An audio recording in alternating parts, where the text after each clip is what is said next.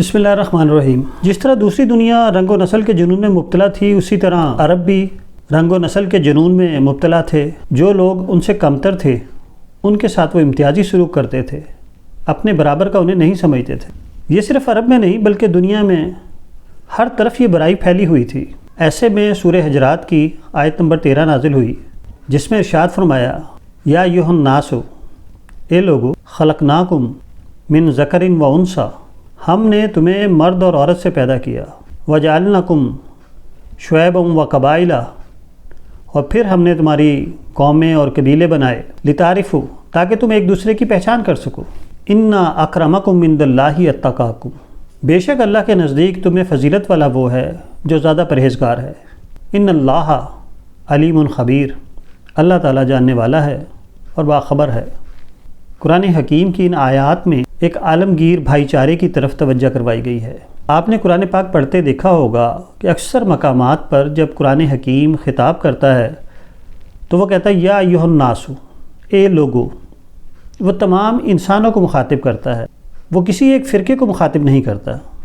اور یہ حقیقت بھی ہے، قرآن جو نازل ہوا ہے وہ صرف عربوں کے لیے نازل نہیں ہوا، وہ جیسے عربوں کے لیے ہے ویسے ہی اجمیوں کے لیے بھی ہے، جیسے مشرق میں رہنے والوں کے لیے ہے ویسے ہی مغرب میں بسنے والوں کے لیے ہے، شمالاً جنوباً بسنے والے ہر شخص کے لیے اس کا پیغام ہے۔ اس کے مخاطب پوری انسانیت ہے۔ قرآن کسی قبیلے یا کسی قوم کی بنیاد پر درجہ بندی نہیں کرتا، اس کا میرٹ جو ہے وہ ان الفاظ میں بیان ہے کہ ان اکرمکم عند اللہ اتقاکم، اللہ کے نزدیک تو وہ لوگ عزت رکھتے ہیں جو زیادہ پرہیزگار ہیں۔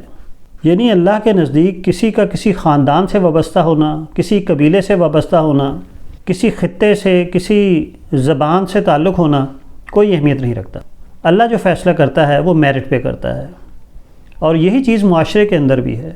جس معاشرے میں میرٹ ہوگا وہ معاشرہ مستحکم ہوگا، وہاں پر باہمی احترام و محبت فروغ پائے گا، انسانی قدریں جڑ پکڑیں گی، اراکین سماج کی خوابیدہ صلاحیتیں بیدار ہوں گی، ایک صحت مند ماحول ملے گا جس کے اندر لوگ اپنی صلاحیتوں کو آزمائیں گے، کسی کے ساتھ ناانصافی نہیں ہوگی، جو محنت کرے گا، جو اپنی صلاحیتوں میں نکھار لے کر آئے گا، اس کو عزت سے سرفراز کیا جائے گا، کسی شخص کے ساتھ ناانصافی نہ ہوگی۔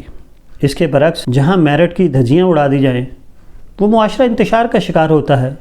وہاں بھائی چارہ کیسے فروغ پا سکتا ہے جہاں پر میرٹ نہ ہو؟ بھائی چارے کا پہلا تقاضا تو یہ ہے کہ معاملات کو انصاف کی کسوٹی پر پرکھا جائے، لوگوں کی صلاحیتوں کا اعتراف کیا جائے، ان کے میرٹ کی قدر کی جائے۔ قرآن پاک کا یہ پیغام معاشرے کے اندر امن و محبت، یکجہتی لے کر آتا ہے۔ ویسے بھی ہم مسلمانوں کا یہ عقیدہ ہے کہ حضرت آدم علیہ السلام سے انسانیت کی شروعات ہوئی، لیکن جدید بایولوجیکل تحقیق بھی یہ ثابت کرتی ہے کہ تمام انسان جو ہیں وہ مشترکہ آباء و اجداد رکھتے ہیں، یعنی تمام انسان باہم ایک دوسرے کے بہن بھائی ہیں۔ یہ زمین پر بسنے والے لوگ جو ہیں یہ اصل میں انسانیت کا کنبہ ہیں، یا دوسرے الفاظ میں یہ مخلوق جو ہے وہ خالق کا کنبہ ہے، تو اس کا احترام لازمی ہے۔